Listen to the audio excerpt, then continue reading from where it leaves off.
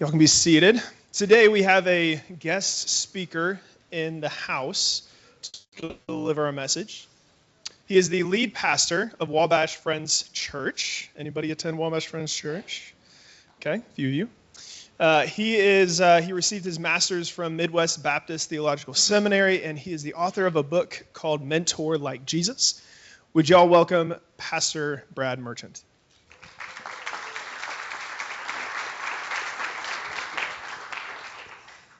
Well, thank you for having me. Brady, I'm assuming I could use this stand here. That's okay. So good to see all of you. I picked a great day to come because there's free food.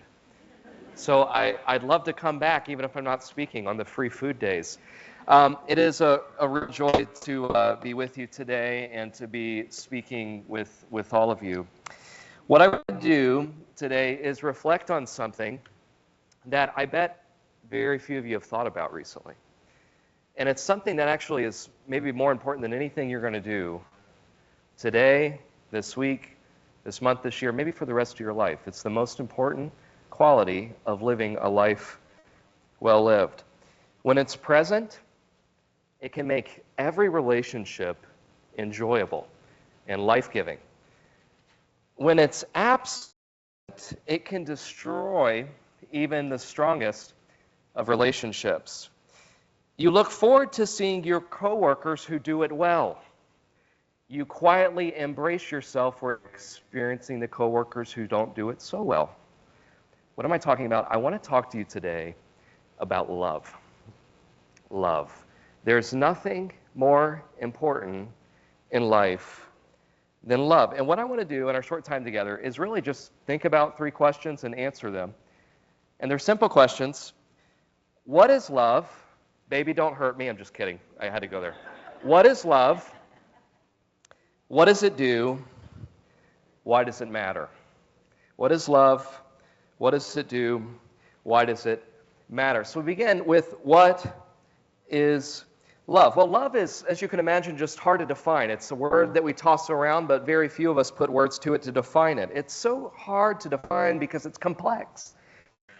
It has many faces to it. It's why the Merriam-Webster dictionary defines it as this, quote, a strong affection for another arising out of personal ties. That's how the dictionary defines love. And this is, I think, typically how we think about love, how many Americans think about love today, as a strong affection or maybe positive feelings that you have for someone. And in case you haven't noticed, our Western culture is obsessed with love. Have you noticed that? Think about some of the most popular songs that you know by memory today. How about this one? Anybody know who wrote this one? At last, my love has come along, my lonely days are over, and life is like a song. Who sang that?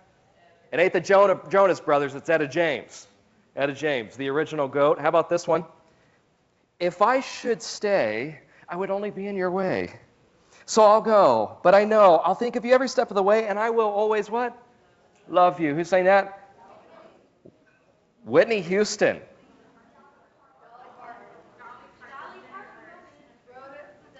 Okay.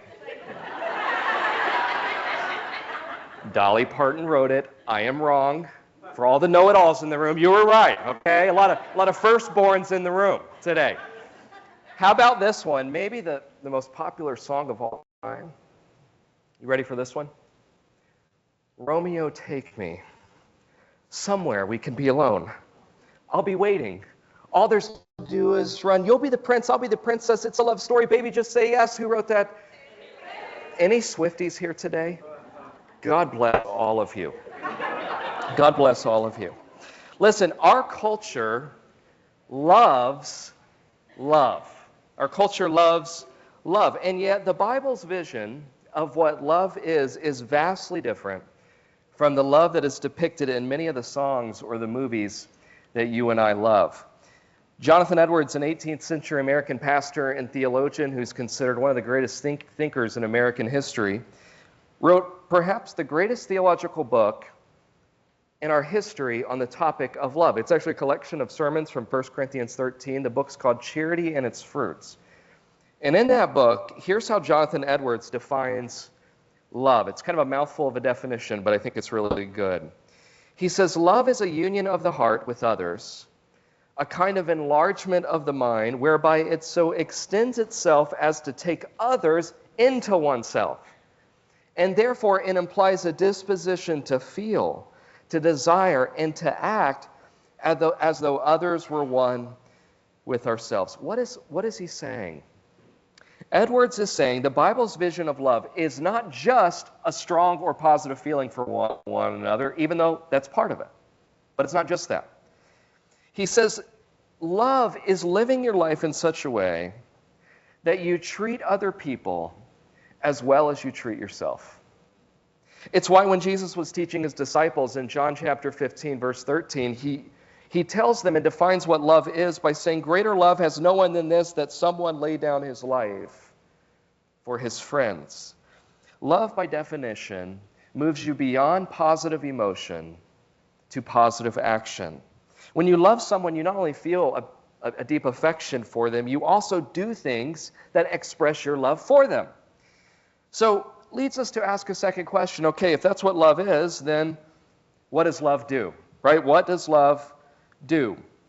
What does love look like in action? And of course, the best place to look in the Bible is 1 Corinthians chapter 13, known as the love chapter. And in 1 Corinthians 13, the Apostle Paul really describes love like a diamond. He says, if you hold up this diamond called love and you kind of spin it around in the sunlight, you're going to see a lot of different parts of it. It's multidimensional. It has beauty all over the place. And the more angles that you spin it, the more angles you find that you can love and express love to other people. So he lists in 1 Corinthians 13, verses 4 to 8, he lists these different dimensions of love. So here's the text on the screen. Many of you probably heard this or read this before. And here's what Paul says. He says, love is patient, love is kind. It does not envy, it does not boast, it is not proud, it does not dishonor others, it is not self-seeking, it's not easily angered, keeps no record of wrongs. How's that going? Love does not delight in evil, but rejoices with the truth. It always protects, always trusts, always hopes, always perseveres. Love never fails. Chances are you've heard this text at a wedding. Raise your hand if you've heard this at a wedding before. I've heard this many weddings I've been to. If you walk in Hobby Lobby, you will drown in the 1 Corinthians 13 sayings that are printed on everything in Hobby Lobby. But have you ever taken a minute to actually think about that? And what does this mean for my life? See, the purpose of 1 Corinthians 13 in context, Paul wrote it to help us evaluate our lives to determine if we are actually as loving as we say we are. If I had a poll in here and I said, I want you to raise your hand if you consider yourself a loving person. If you're in your right mind, you'd probably raise your hand. But if you ask your spouse or your roommate or your friend or a close friend or your boss or your colleague, how loving am I? They might have a different answer than you. And 1 Corinthians 13 is meant to help us look at it like a mirror and to look at our own lives and to evaluate how loving of a person am I actually. But because it's so familiar to so many of us, we tend to breeze right by it. In fact, chances are when I was saying, you thought, oh, snooze fest, when can I get back to the strawberries out there? But what I want to do, and this is my gift to you today, is I want us to take some time to just downshift and to actually think about these words and how they relate to our lives and to think about how loving of a person am I. And so what I want to do is I want to look at each description of love that Paul lists here. And in fact, you should have got a sheet that was handed to you by Brady. If you came in, if you don't have one, raise your hand. Maybe we can get one to you. And I want you to look at this because on the left column, you'll see the description of what we have here, 1 Corinthians 13. In the middle column is kind of my paraphrase. So what is love is patient, and what does that really mean with boots on the ground? And then on the right, you're going to find a reflection question. And I would just encourage you sometime today, this week, this month, just take some time to reflect on these questions. Think about your life and reflect on how loving of a person you actually are. So let's go through the list, beginning with the first one here. Love is patient. What does this mean? It means love isn't reactive, but takes a breath before responding. Love doesn't fly off the handle, friends. When someone makes a passive-aggressive comment, which I'm sure that never happens here, joking. When someone sends a snarky email, you ever gotten one of those? Have you ever sent one of those? When someone drops the ball on a shared project, when someone freaks out on you for no reason at all, and everything within you wants to just tell them off, love says,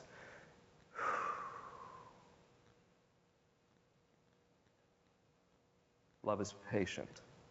It's not reactive. It takes a breath before responding. So here's the question to reflect on. Where in my life do I need to grow in slowing down and responding with grace instead of frustration? When you get poked, what oozes out? Is it anger? Is it annoyance? Is it frustration? Or is it mercy and grace? Number 2, love is kind. What does this mean? It means that love smiles with empathy and joy at every face it sees. These are the most pleasant people to be around.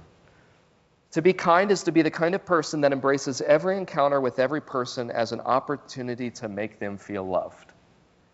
You know a prayer request I've never had in church? I've never had someone say, Pastor, can you pray for me? I'm over-encouraged. Never had that. But if you're anything like me, sometimes walk into spaces like this, and there is discouragement that is so deep within, we don't even know how to articulate it to ourselves, much less another person, so we just carry it. No one is guilty of being over-encouraged. Love is kind means that we remember that, and every person we meet, we look them in the eye, we smile, we say a kind word. Love is kind. So what question do we need to reflect on? I think we need to think about this. Who in my life have I been withholding kindness from? Who have I held my cards a little too closely with, and what might it look like to change that? Number 3, love does not envy, it does not boast, it is not proud. What does that mean? It means love is not fueled by ego or insecurity and doesn't need to prove it is right. Love doesn't need to win. Love doesn't keep a track of how many wins and losses do I have. It doesn't care about who gets the credit, doesn't fret over who's getting the next promotion, doesn't mind going unnoticed. Paul says love doesn't need to win every argument or debate. Love says, I don't need to win at your expense. Love doesn't need to do that. So what do we need to reflect on? Where is my need to be noticed, right, or admired getting in the way of truly loving other people? Where is that getting in the way? Number 4, love does not dishonor others. What does that mean? It means love isn't a captive audience to or solicitor of gossip. Love doesn't roll its eyes behind someone's back. It doesn't talk about people instead of talking to them when there's an issue. It doesn't use sarcasm to make someone feel small. Paul says love refuses to participate in anything that tears people down, even if it's subtle and even if other people are doing it. Love says, I will not participate in that. You know what love does? Love protects reputations. That's what love does. It remembers that we are all broken. It defends the dignity of other people, even when they're not in the room. So here's the question to reflect on. Have I recently used my words, tone, or silence in a way that made someone else feel small? Do you make people feel small around you with your words? Number 5, love is not self-seeking. What does this mean? It means love does not need its agenda to be accomplished. Love doesn't demand to be the center of attention. It doesn't insist that everyone follow its plan. It doesn't treat others like tools to get things done. Love isn't focused on what do I need. Love is focused on what do you need today to flourish. Paul says love is willing to step aside, slow down, sacrifice, even if that means someone else gets the spotlight or the final say. Question to reflect on, where in my relationships or work have I been more concerned with pushing my agenda than truly serving other people? Number 6, love is not easily angered. Love is not easily angered. What does that mean? It means love avoids the temptation, oh, and don't you feel it? To harm others, emotionally or physically, when it doesn't get its way. Love doesn't have a short fuse. It doesn't explode when people don't meet expectations or things feel out of control. Love doesn't punish people. You know, there's multiple ways to punish people. You know that, right? You can punish people physically. It's like what my 6-year-old did last night when I told him you can't have Doritos at 10 o'clock at night. And he comes just wailing on me. That's one way to punish people. But you know how our anger as we get older gets more sophisticated? You know what we do when we get older? We may not punch them. We give them the silent treatment. See them come down the wall, we look the other way. When someone says good things to us about that person who's hurt us, maybe we ignore it altogether, or we throw in a comment that maybe slightly ruins that person's reputation, but not enough to make us look like the bad guy. Our anger gets more sophisticated, and Paul says love isn't easily angered. Paul says love doesn't lash out to make a point, it slows down to protect peace. So here's a question to think about. When things don't go your way, do you handle it in a way that protects peace or in a way that punishes people? Do people know you as a trigger-happy person? Like, oh no, here she comes, here he comes, and everybody's walking on eggshells when someone disagrees with you. Paul says love doesn't do that. Number 7, this is a hard one. Love keeps no record of wrongs. Love doesn't hold grudges and refuses to define people by their lowest moments. Love doesn't make mental lists. Doesn't remember what someone did 6 months ago or a year ago or 6 days ago. Love doesn't bring up someone's past failures to gain leverage. It doesn't define someone by what they did last month or last year. Paul says, and this is the hardest lesson in love, Paul says love lets things go. Lets things go. It's why in Philippians chapter 4, when Paul talks about if you're anxious, pray about everything, do it with supplication and prayer and thanksgiving, and let your requests be known to God, then God will give you peace. Just before that, he actually says something very profound. He tells us, let your reasonableness be known to all, for the Lord is at hand. You know what that means? In the original language, that word reasonableness literally means to forego your legal right. So have you ever stopped at a 4-way stop sign, and you know you're the first person who got to that stop sign? Like, you know it. And it's very evident to everybody, at least you think, that you are the first person to get there, you have a right-of-way. Well, then some guy pulls up, clearly second, and you let your foot off the brake and you put on the gas, and you know what that guy does? He goes right in front of you. It wasn't his turn, it was your turn. You have 2 options in that moment. First option, don't recommend, but we all feel it. Either mentally or physically, you give them the universal sign language for I don't like you very much. Or, and this is what Paul's saying, you let your reasonableness be known to all. What do? You let it go. You let it go. Why? He says, because the Lord is at hand. In other words, Jesus is coming back in a minute. And is that thing you're so fed up about right now really going to matter when Jesus splits the sky? That's Paul's point. And this is the lesson of love. It's learning how to lose. Not holding grudges, not defining people by their lowest moments in life. Number 8, love doesn't delight in evil, but rejoices with the truth. What does this mean? It means love puts in the work to find out what is true, because life is often messy and gray, and it loves truth more than hearsay. It's why the Proverbs tell us that the one who states his case first seems right till the other comes and hears the other side of the story. It means when you hear a bad story about one of your coworkers, your colleagues, or somebody else, don't believe all of it. Do the hard work of finding out what is true. Why? Because life is messy, life is broken. And love loves truth more than hearsay. So here's the question to think about. Have I found satisfaction in someone else's failure? Or spread something unverified just because it fits the narrative I wanted to believe? Romans 15, Paul tells us to rejoice with those who rejoice and weep with those who weep. In other words, if somebody's celebrating, Paul says, man, you ought to go and you got to be a cheerleader. Be their number one cheerleader. And if someone's mourning because of failure or something that's happened in their life that's just broken, you ought to come alongside them and weep with them. You know what envy does? It does the opposite of Romans 15. It weeps with those who rejoice, and rejoices with those who weep. When a person that you really don't like very much fails, inside you kind of laugh.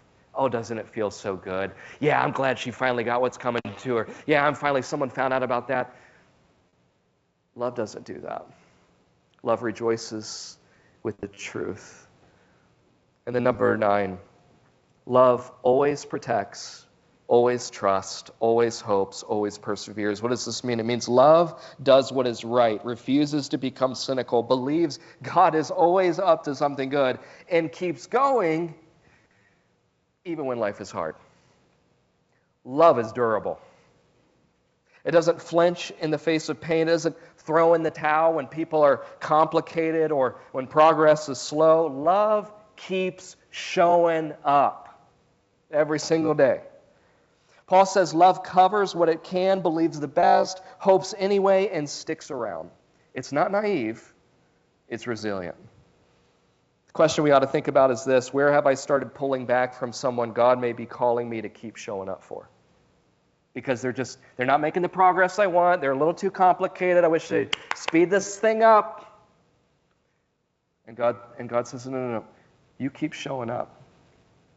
We are all a work in progress. You know that? God is so patient with us. And God wants us to model that for other people in the way that we love. And then the last one, number 10, love never fails. You know what this means? Choosing to love will never be a bad choice. Choosing to love will never be a bad choice. Love feels gloriously inefficient, doesn't it? Oh, there's so many other things that sometimes I want to do instead of love. I want to tell them like it is. I want to just hit eject. Love sometimes feels like the least productive option. It's slower, it's harder, it's quieter, but listen, it's never wasted. Oh, it's never wasted. Paul says love outlasts talent, gifting, and knowledge. Titles change, strategies shift, but love never stops working. Love never stops working. It is always the best decision, even if it doesn't look like it. Some of you have some really hard decisions to make, maybe professionally, probably a lot of personally. A lot of things we were just sitting here thinking, and you're praying this week, God, what do I do? Can I give you a great option? Love. Love. You keep showing up, you keep loving, you keep being faithful. So here's the question to think about. Where have I doubted whether loving someone is worth it? And what would it look like to trust that it still is? This is what love does. So let me ask you today, where in your life do you need to cultivate love? Where in your life do you need to cultivate love? Which of these descriptions of love do you need to just sit in for a while and go back to the school of hard knocks when it comes to loving? 3 questions. First, what is love? Second, what does it do? And thirdly, maybe the most important question to answer is, why does it matter? Why does it matter? Love is so hard. Couldn't I do something else? Isn't there something else you could give me? Why does this matter? Well, in his book, The Road to Character, I love it. David Brooks. He's a New York Times bestselling author. He's a New York Times columnist. He's written some incredible books, and The Road to Character is one of them. And in that book, he talks about the difference between what he calls resume virtues and eulogy virtues. Resume virtues and eulogy virtues. Resume virtues are the things that you put on your resume when you're applying for a job. They're your accomplishments, your skills, your achievements. Eulogy virtues, however, are the virtues of life that people experience from you and talk about at your funeral. How generous or kind or forgiving you were throughout your life. And what Brooks argues in his book is that many of us are guilty of spending most of our adult lives chasing after resume virtues to the neglect of eulogy virtues. Now, why in the world does that matter? Well, because I've been to hundreds of funerals in my life, both vocationally and just personally, and I've never once seen someone stand up and read a resume. Never. I've never seen someone stand up and say, here lies so-and-so, and they pull up some resume template they bought off of Etsy 10 years ago, and they read it. They don't do that. But I have seen a lot of people stand up and talk about the person who's lying in the casket, about how they experienced them, how that person made them feel, how they showed up for them in their hardest moments, the little things that they did to impact their life. And that's why love matters. Because in the end, listen to this, not much else does. The book of Ecclesiastes basically tells you and me this: no one's going to remember you 3 generations from now. They're not. Like your great-great-great-great-grandkids won't be able to name your first name. They won't. Unless they're super nerdy and love history. And that's like 2% of the population, so most of us aren't going to be remembered. And that should humble us and remind us that what matters more than my job description today and what I accomplish is how I love. Is how I love. You could be the most productive employee in the history of Josiah White's. But if you're a jerk, no one's going to care. Nobody's going to care. In fact, even though you're most productive, when you leave, you know what's going to happen?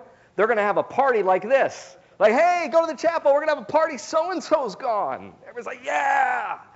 Because nobody cares how productive you were if you're a jerk. Right? Don't we know that intuitively? You could have a LinkedIn profile that would all the gods. With all the achievements, this amazing picture of yourself from somewhere at the Charlie Creek Gardens, and all these accolades, and man, if all you ever cared about was yourself, nobody cares about your LinkedIn page. Nobody cares. It's as if, this is what the Apostle Paul is saying, if I don't have love, I'm like a noisy drum. That's all I am. Just a noisy drum. And who likes a noisy drum? Somebody from my church on Sunday, my son's birthday's coming up this summer, they said, hey, I saw your son beating on the drum set after church one day. I'm going to get him a drum set. I said, if you do, I'm excommunicating you from my church.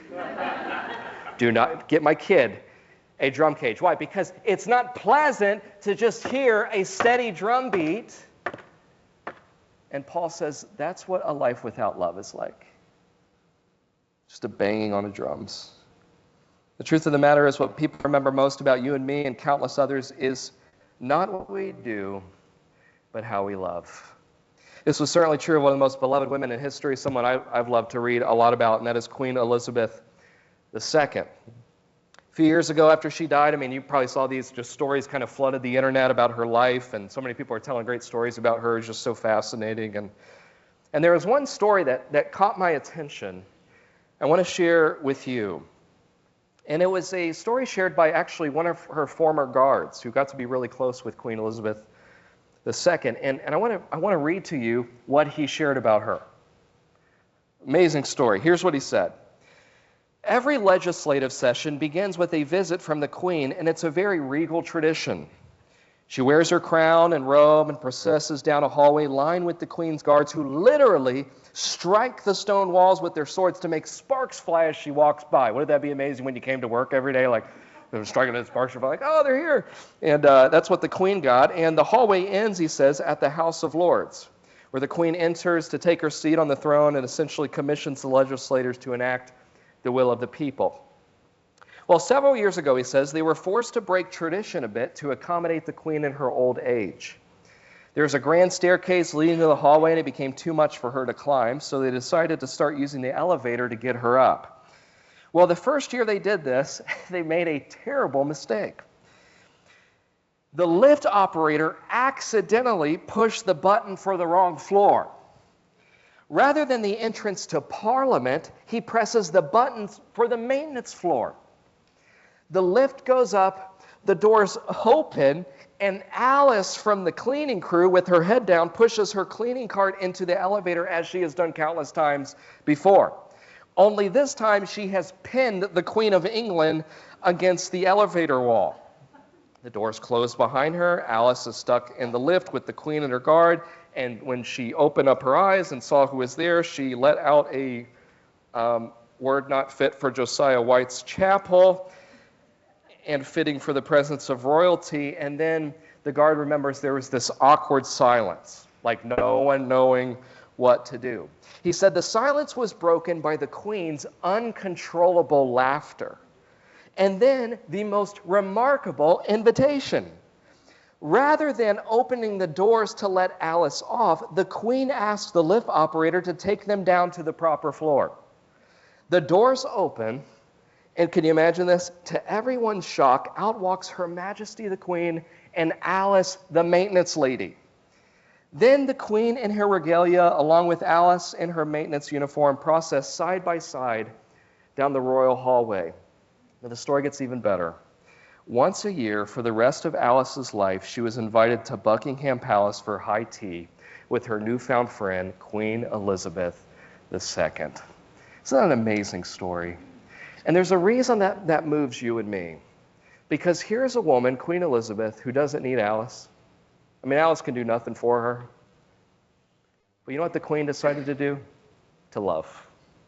A simple act of love that changed Alice's life forever. If you and I were to sit down over coffee at 50 East with Alice, the maintenance worker, and asked her, hey, tell me about Queen Elizabeth, you know what she'll say? She won't start by talking about all the accomplishments of Queen Elizabeth II's life. She'll talk about, here's a woman who loved me. When everybody else never gave me the time of day, the Queen saw me as a person worthy of love, respect, and dignity. It made all the difference. And listen, the same is true for you and me. The whole point I hope you take away from today is this: choosing to love is never a bad choice. It's never a bad choice. And when we make the daily choice to love others, even when it's hard, you and I are going to live the kind of life that we'll love forever. So that's my encouragement for you today. And I appreciate you listening and hearing us out, and hopefully thinking over some of these things this week. So let's pray together, and then I think Brady will come up. Father, thank you so much for this time. And Lord, I guess the simple prayer is, would you help us to be a people known by our love? Help us to not get caught up in the weeds of the day-to-day, what I've got to get done, and my agenda, what I'm trying to accomplish, and the things I'm stressed out about. Would you give us an expansive soul where we could be a spacious people and overwhelm people with the way that we love them? So would you help us to be marked by that? Jesus, thank you that you love us, and as the Bible tells us, that we can love others because you first loved us. We're grateful for you. We're grateful for this time. In Jesus' name, amen. Amen.